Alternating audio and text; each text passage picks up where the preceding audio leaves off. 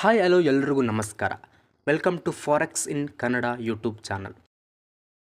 Famous forex broker ಆಗಿರುವಂತಹ Exness ಇಂಡಿಯಾದಲ್ಲಿ ban ಆಗುತ್ತೆ. ಎಕ್ಸ್ನೆಸ್ ಅಕೌಂಟ್ ಕ್ಲೋಸ್ ಆಗುತ್ತೆ. ಅದರಲ್ಲಿರೋ ಅಮೌಂಟ್ ಎಲ್ಲ ಬೇಗ ಬೇಗ ವಿಡ್ರಾಲ್ ಮಾಡ್ಕೊಳ್ಳಿ, ಇಲ್ಲ ಅಂದರೆ ಅಮೌಂಟ್ ಎಲ್ಲ ಹೋಯ್ತು ಅಂತ ಮೇಲ್ಗೆ ಒಂದು ಮೆಸೇಜ್ ಬಂದಿದೆ ಅಲ್ವಾ? ಇಲ್ಲ, ಆ ಥರ ಅಲ್ಲ. ಅದ್ರ ಬಗ್ಗೆ ಈಗ ಸಂಪೂರ್ಣವಾಗಿ ತಿಳ್ಕೊಳ್ಳೋಣ. ಇತ್ತೀಚೆಗೆ ಅರೌಂಡ್ 1 ಇಯರಿಂದ ಇಂಡಿಯಾದಲ್ಲಿ ಇಂಡಿಯನ್ ಟ್ರೇಡರ್ಸ್ಗಳು ಫಾರೆಕ್ಸ್ ಮಾರ್ಕೆಟ್ಗೆ ಜಂಪ್ ಆಗ್ತಾ ಇದ್ದಾರೆ. ಎಕ್ಸ್ನೆಸ್ ತುಂಬ ಒಳ್ಳೆ ಟ್ರಸ್ಟೆಡ್ ಬ್ರೋಕರ್ ಆಗಿರೋದ್ರಿಂದ ಅದು ಇಂಡಿಯಾದಲ್ಲಿ ನಂಬರ್ 1 ಸ್ಥಾನದಲ್ಲಿದೆ. ಅದರಿಂದ ಸುಮಾರು ಜನ ಇಂಡಿಯನ್ ಟ್ರೇಡರ್ಸ್ಗಳು ಎಕ್ಸ್ನೆಸ್ ಅಕೌಂಟ್ನ ಓಪನ್ ಮಾಡ್ಕೊಂಡಿದ್ದಾರೆ. ಅದರಿಂದ ಸ್ವಲ್ಪ ನೆಟ್ವರ್ಕ್ ಇಶ್ಯೂ ಆಗಿದೆ. ಹಾಗಂತ ನಮ್ಮ ಎಂಟ್ರಿ ಮತ್ತು ಎಕ್ಸಿಟ್ಗೆ ಇಲ್ಲಿವರೆಗೂ ಯಾವುದೇ ತರಹದ ತೊಂದರೆಗಳು ಆಗಿಲ್ಲ. ಆ ಮೇಲ್ನಲ್ಲಿ ಸಿಂಪಲ್ ಆಗಿ ಏನು ಹೇಳಿದ್ದಾರೆ ಅಂದರೆ, ಜುಲೈ 11, 2025ರಿಂದ ಹೊಸ ಅಕೌಂಟ್ನ ಓಪನ್ ಮಾಡೋಕ್ಕೆ ಆಗಲ್ಲ ಅಂತ ಅಷ್ಟೇ ಹೇಳಿರೋದು. ಇಟ್ ಮೀನ್ಸ್ ಇವಾಗ ಆಲ್ರೆಡಿ ಓಪನ್ ಆಗಿರೋ ಅಕೌಂಟ್ಗಳಿಗೆ ಯಾವುದೇ ತರಹದ ತೊಂದರೆಗಳು ಇಲ್ಲ ಅಂತ. Don't worry.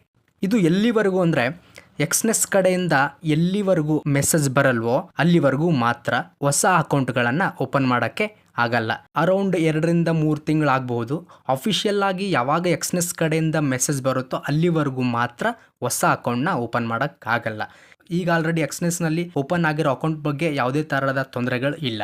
ಜೊತೆಗೆ ಯಾರೆಲ್ಲ ಫಾರೆಕ್ಸ್ ಮಾರ್ಕೆಟಿಗೆ ಬಿಗಿನರ್ಸ್ ಆಗಿರ್ತೀರಾ ಅವರೆಲ್ಲ ಈಗಲೇ ಅಂದರೆ 11ನೇ ತಾರೀಕು ಒಳಗಡೆನೆ ಅಕೌಂಟ್ನ ಓಪನ್ ಮಾಡ್ಕೊಳ್ಳಿ. ಯಾಕೆ ಅಂದರೆ ಗೊತ್ತಿಲ್ಲ, ಅರೌಂಡ್ 2 ಮಂತ್ಸ್ ಆಗುತ್ತೋ 3 ಮಂತ್ಸ್ ಆಗುತ್ತೋ ಅಥವಾ 1 ವೀಕ್ ಕೂಡ ಆಗ್ಬೋದು ಅಫಿಷಿಯಲ್ ಎಕ್ಸ್ನೆಸ್ ಕಡೆಯಿಂದ ಯಾವಾಗ ಹೊಸ ಅಕೌಂಟ್ನ ಓಪನ್ ಮಾಡಬಹುದು ಅಂತ.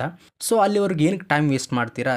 ಅದಕ್ಕೆ ಇವಾಗಲೇ ಎಕ್ಸ್ನೆಸ್ ಅಕೌಂಟ್ನ ಓಪನ್ ಮಾಡ್ಕೊಳ್ಳಿ. ಮತ್ತೆ ಈಗ 2-3 ತಿಂಗಳು ಕಲಿಯೋಕೆ ನಿಮಗೆ ಈಸಿ ಆಗುತ್ತೆ. ಜೊತೆಗೆ ಕಲಿಬೇಕು ಅನ್ನೋದ್ರ ಸಲುವಾಗಿ ಸ್ಮಾಲ್ ಅಮೌಂಟ್ನ ಆ್ಯಡ್ ಮಾಡಿ.